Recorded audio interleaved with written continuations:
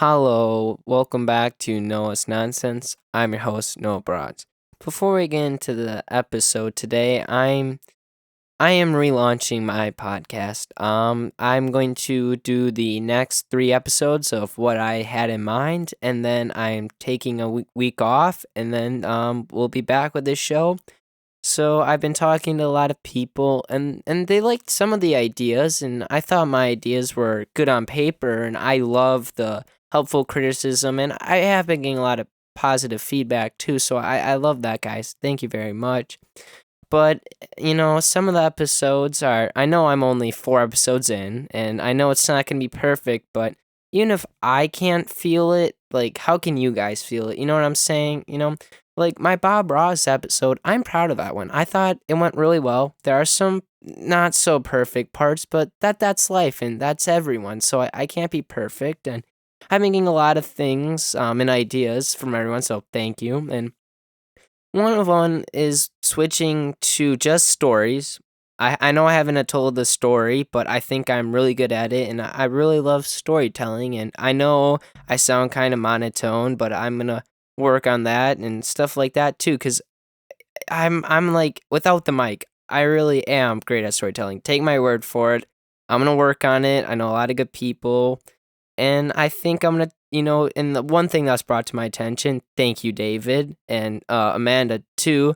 David gave me the idea of doing like YouTube, or something. I could just go live, and Sierra as well mentioned stuff too that I appreciate. Like she liked when I told I when I told everyone about her comment, like bring you guys in that way, if that makes sense, and then David said that I should maybe do more Q&As live kind of thing, so I could do that through YouTube, which would be great. And then the other thing Amanda said was that I should talk more about myself, kind of thing. Like, I have a deal with socks for those unaware. I haven't worn a pair of white socks since December, and she says discuss stuff like that. You know what I mean? And that's a good idea. So I appreciate that one too. So yeah, I'm going to finish the next 3 episodes, take a week off, and we'll be back with a new show. And also, I'm trying to get better at YouTube and stuff. And there's a voting slash like poll type thing, so please participate after I put them on there. After I'll do that Sunday, and so I can figure out what everyone likes, doesn't like. Please be honest. Don't be rude though, but just honestly tell me what you think, what I can change, what you like. I'll have a poll. I might do a few. Please don't get angry with redundancy. I'm gonna try to, get where I'm at. And I know I sound in the doldrums. That's an English 10 vocab word, but I'm just not feeling it today. Been having some personal problems with my family and stuff, but I really do like doing these, and I really do like doing them every day, but that's just not going to happen, and it's not the way to go. We want quality here, and I am keeping my name and album art, and those videos, you'll be able to watch those. I'm going to keep those as reminders, and that's what everyone should do in life, or at least it works for me. And with that, let's get on with the episode. Today's date is April 2020, which means Thankful Thursday. For the locals, the temperature is 41 degrees Fahrenheit and 5 degrees Celsius at the time of this recording, 2 p.m. according to Uncle Google. Once again, thank you with the weather. I have to do laundry later today, so Christmas socks are on my feet currently. They are reindeers with big red noses, and I may have had to just look down at my feet, and they do have some little snowflakes on them, so that's pretty neato. Daily development. I got my happy little 5K run for the tree shirts. Really excited about that one, and it's still pretty nice to be at my mother's house on this fine morning. Thank you, Mother. Because I care, there are some folks that you aren't friends with, or low end acquaintances, or mutual friends, don't like each other, don't hate each other. Just we'll talk if someone says hi, and there's nothing wrong with this relationship or anything. I just, not so anyone gets the wrong idea or anything. And Sage and I joke about this all the time. So, Sage, I saw you follow me on Instagram, and an Instagram follower is an Instagram follower, and I found that funny, and I don't know why. I'm pretty spazzatastic today. I'm pretty out of it. Anyway, so yeah, thanks for doing that. Did your father ever apply for the teaching position? I would love if he would, and everyone would. And if you never hear this, well, I guess it'd be pointless, but you gotta try in life, so tell him I say hi, would ya? So, I'd like to dedicate this episode to my grandfather today, and these are in no particular order of importance. They're just all things that I think are special. So, I would like to say them. The first one is early memories. We have quite a few, I think, if I can remember them. I have a terrible memory, and so he is famous for his underducks. When we were younger lads, it was kind of scary to get him. I mean, it was fun, but you kind of always feared of falling off the swing and other obstacles, whatever you underduck on, I suppose. So, yeah, that one was a fun one. And then they're one of the first woodworking projects we did together was literally imagine a Minecraft sword, except no tip. It was just literally squares, all rectangle. You know what? If I can find a photo, I'll post it on Instagram and Facebook. I think I still have it. It might be in the back of my closet. I'll go look for it, but I'll send a picture. It's quite funny. And then I know I don't have this. It was a birdhouse type looking thing with wings, literally just plywood. This was all made of plywood, going out the sides on a pretty steep diagonal down. It was and it and it had bolts running through. There's four wheels with the bolts, and it was the most silliest thing I've ever made. I don't even remember what it was for. I just remember it was a fun time making it, and I feel like it got burnt, sadly. I wish I would have kept it and made it in a birdhouse or something. And there's quite a few things he has taught me.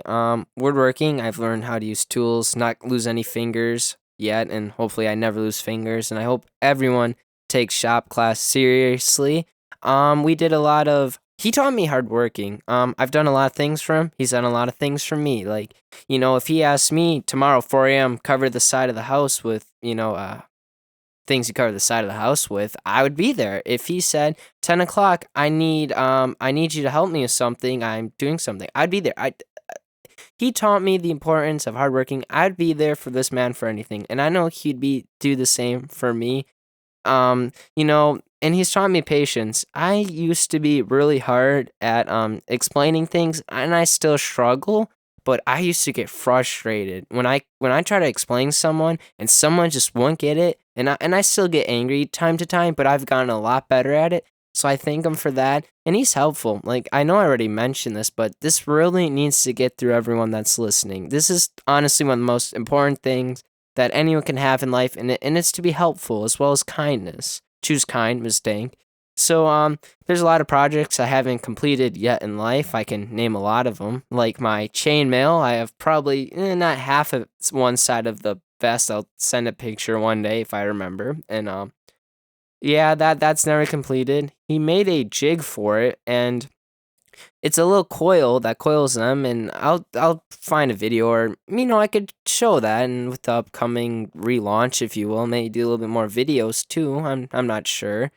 And so it would coil them, and I'd make chainmail, bend them, cut them, all that. It was crazy. I'm not even close to being done. And then the electric furnace. I always wanted to cast metal. Always wanted to.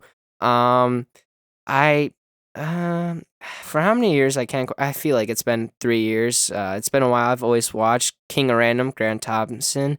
Great guy. I'm sorry he died. That was kind of sad, and it should be if anyone dies, really. And he was a great creator, and I'm gonna miss him. And a lot of people knew him, not personally, but through his YouTube videos. And maybe that's me in life. One day I'm walking, and all of a sudden I get hit by a bus or something, and I'm not here. And at least there's something that kind of lives by me. I mean, I'm not there yet, but maybe 20 years from now, I look back at these and I'm like, that kid. He was doing something. It wasn't perfect. It wasn't great, but at least he was doing something. And I know I get off topic, but this whole thing is unedited. I'm just gonna run straight through, and I'm just gonna try. So you're gonna hear a lot of ums, and silence, but we're gonna keep on moving. Technology. This one is more something I've taught him. Actually, today, fun fact is, he had to do an appointment through Aurora, so I had to. He didn't want me to drive over, and his house is only 5 minutes away. I was willing to do it, but I was hoping we could do it, and I could stay here and work on stuff. And then I feel like it'd be a good thing for him to learn from a distance too, if he ever needs anything. And So he calls me, I answer, I try to guide him through, then tell him, let's use Zoom, kind of like Skype, except you can do, I think, a little bit more with more people kind of thing. And, I'm not super familiar with it, so I kind of struggle with it too. And then I tell him to try to share screen, and that takes a while, but we get, excuse me, there in the end. And that's always great. I need a water break. And yeah, I just work on that, and he's screen sharing it finally. I tell him how to click, how to scroll up, all that. We get there in the end, and then he's kind of funny because sometimes he'll just kind of like end his sentence but not really say goodbye. He doesn't do it often, but it's kind of funny when he does. He's like, "Oh, thanks," and he doesn't say bye. Just kind of hangs up, kind of deal, and that's kind of funny for me. And so on to the next thing is sick days. This man that I might not be politically correct, but the idea is true. This guy has maybe taken 4 days off of for sick days, like actually being sick.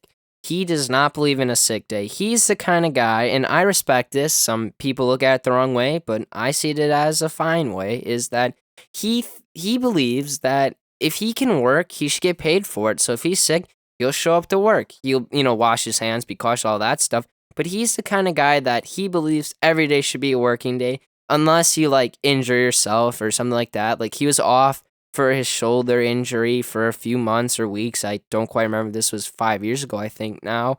And he also does use his vacation days, so they don't, get thrown away because that's how work works. And then our radio bond, 103.1 WOGB. I did mention that in the previous episode. He likes older music like me in general. We bond over that.